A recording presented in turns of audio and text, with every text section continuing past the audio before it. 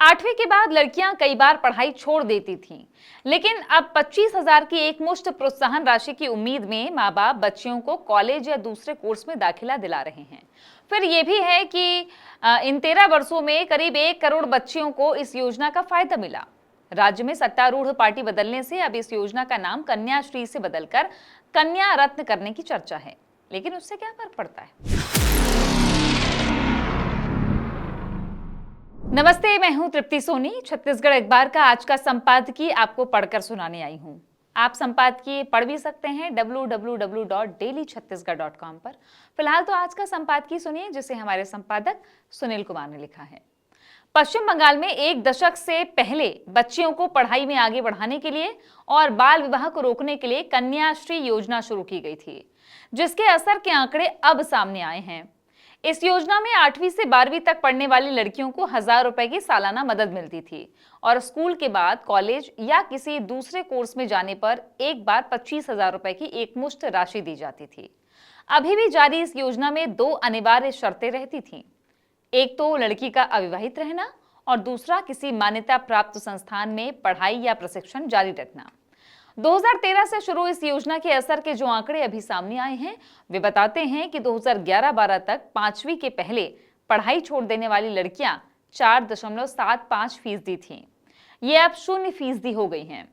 Middle school में drop out 16.32% रहता था, वो भी घटकर 2% के करीब रह गया है। बाल विवाह में भी 60% की कमी आई है। 8वीं के बाद लड़कियां कई बार पढ़ाई छोड़ देती थीं, लेकिन अब 25,000 की एकमुश्त प्रोत्साहन राशि की उम्मीद में माँ बाप बच्चियों को कॉलेज या दूसरे कोर्स में दाखिला दिला रहे हैं। फिर ये भी है कि इन 13 वर्षों में करीब 1 करोड़ बच्चियों को इस योजना का फायदा मिला। राज्य में सत्तारूढ़ पार्टी बदलने से अब इस योजना का नाम कन्याश्री से बदलकर कन्या रत्न करने की चर्चा है। लेकिन उससे क्या फर्क पड़ता है? भारत के जिन राज्यों में सरकारों ने लड़कियों के स्कूल कॉलेज का इंतजाम अच्छा रखा है, वहां पर लड़कियां पढ़ाई में खूब आगे बढ़ती हैं। केरलम बहुत से मानवीय सामाजिक पैमानों पर देश में न सिर्फ सबसे आगे है, बल्कि इन पैमानों के लिए ये बाकी राज्यों के लिए एक मिसाल भी है। देश में औसत महिला साक्षरता 65 से 70% के बीच है। हमने छत्तीसगढ़ के आंकड़े अलग से देखे, जो 60 से बढ़कर अब 65% तक पहुंचे हैं। लेकिन केरलम में महिला साक्षरता 95% से अधिक है। पढ़ाई से जुड़ा हुआ ही बाल विवाह का मामला है।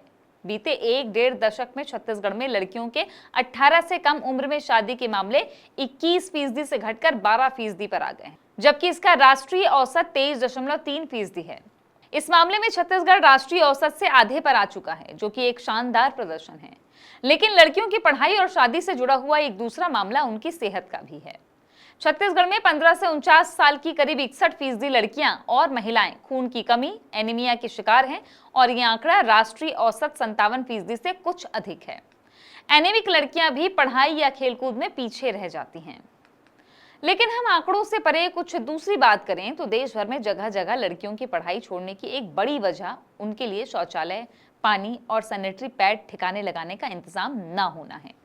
एक अंतर्राष्ट्रीय संस्था वाटर एड की रिपोर्ट के अनुसार भारत में करीब 23% लड़कियां माहवारी की सुविधाओं की कमी से स्कूल छोड़ देती हैं या गैर हाजिर रहती हैं। एक दूसरी वजह लड़कियों पर घरेलू कामकाज का बोझ रहता है। मां के विकल्प के रूप में बेटी को घर के काम संभालने पड़ते हैं और बेटों को बाहर पढ़ने या खेलने के लिए छोड़ दिया जाता है।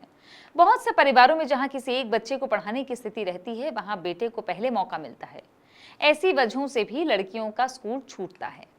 बंगाल में कन्याश्री योजना में एक साल में 1,000 रुपए की मदद बहुत बड़ी नहीं होती है, वो 100 रुपए महीने से भी कम रहती है। लेकिन गरीबी इतनी अधिक है कि बहुत से परिवारों के लिए सालाना 1,000 रुपए मिलने से बच्चियों का स्कूल का कुछ खर्च तो निकल जाता है। यही वजह है कि अब वहां प्राथमिक शालाओं से बच्चियों का छोड़ जाना खत्म हो चुका है। पूरे देश को इस स्थिति को समझना चाहिए कि अगर 1,000 रुपए साल की मदद बच्चियों को स्कूल में बनाए रखने के लिए काफी है, तो ये इस देश के लिए सबसे सस्ता पूंजी निवेश है, क्योंकि पढ़ी लिखी लड़कियां अपने घर परिवार के अलावा भी देश की अर्थव्यवस्था में बड़ा योगदान दे सकती हैं और कुछ 1,000 रुपए का ये पूंजी निवेश देश को बड़ा मुनाफा दे सकता है। इसके अलावा भी पढ़ने वाली लड़की बाल विवाह से बच सकती है और कम उम्र में शादी से जच्चा बच्चा दोनों की सेहत पर पड़ने वाले बुरे असर से भी। इस तरह कन्या शिक्षा को बढ़ावा देने और बाल विवाह को रोकने का मिला जुला ये काम बंगाल को तो एक अच्छा तजुर्बा दे गया है। देश के बाकी राज्यों को भी अपनी घरेलू स्थितियां देखकर इस पर विचार करना चाहिए, क्योंकि बाल विवाह के आंकड़े बताते हैं कि देश में तकरीबन हर चौथी शादी नाबालिग लड़की की होती है। जहां लड़की का मामला आता है तो सामाजिक रूढ़ियां, माँ बाप की सोच, बेटों का बोलबाला, माहवारी और शौचालय, बाल विवाह और घर के बाहर लड़कियों की सामाजिक सुरक्षा जैसे बहुत सारे मुद्दे मिलकर भारत में एक जटिल स्थिति बनाते हैं। ऐसा लगता है कि हिंदुस्तानी कन्या अपनी भ्रूण की जिंदगी से ही समाज और अपने ही परिवार के खिलाफ संघर्ष करके जिंदा रहती है, और ये संघर्ष बुढ़ापे तक जारी ही रहता है, कभी खत्म होता ही नहीं। इस देश की कुल उत्पादकता में एक लड़की या महिला सबसे कम खपत के बाद भी सबसे अधिक आर्थिक योगदान देने वाली रहती है। और अगर व्यापार की जुबान में पूंजी निवेश पर मुनाफे की वापसी की परिभाषा लागू करें तो एक लड़की देश में सामाजिक आर्थिक योगदान किसी भी लड़के के मुकाबले अधिक देती है। ये भी तब है जब उसे उसकी संभावनाओं के आसमान पर पहुंचने नहीं दिया जाता। भारत में सुप्रीम कोर्ट कन्याशालाओं में माहवारी के हिसाब से इंतजाम करने के लिए कई आदेश जारी कर चुका है। ये राज्य सरकारों पर निर्भर करता है कि वे लड़कियों वाले स्कूल में पानी वाले शौचालय बनाती हैं या नहीं, और कचरे के निपटारे का इंतजाम करती हैं या नहीं। अब बंगाल में कन्या शिक्षा को बाल विवाह उन्मूलन से जोड़कर जो सफलता पाई है, उसे भी राज्यों को अपनी योजना में जोड़ना चाहिए। इन सब के अलावा सामाजिक सुरक्षा के मोर्चे पर भी बहुत से राज्य लड़कियों को हिफाजत नहीं दे पा रहे हैं। किसी राज्य में शिक्षक या छात्रावास अधीक्षक लड़कियों के देह शोषण में लग जाते हैं तो बहुत से राज्यों में सड़कों और सार्वजनिक जगहों पर लड़कियों की हिफाजत बड़ी कमजोर है। ऐसी सारी बातें जोड़कर ही कन्या शिक्षा को बढ़ाया जा सकता है।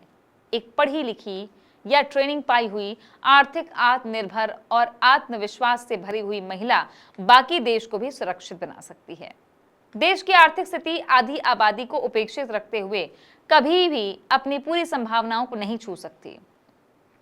लड़की के बारे में तो जाने कब से ये नारा चले आ रहा है कि लड़की पढ़ेगी तो घर गढ़ेगी या देश गढ़ेगी।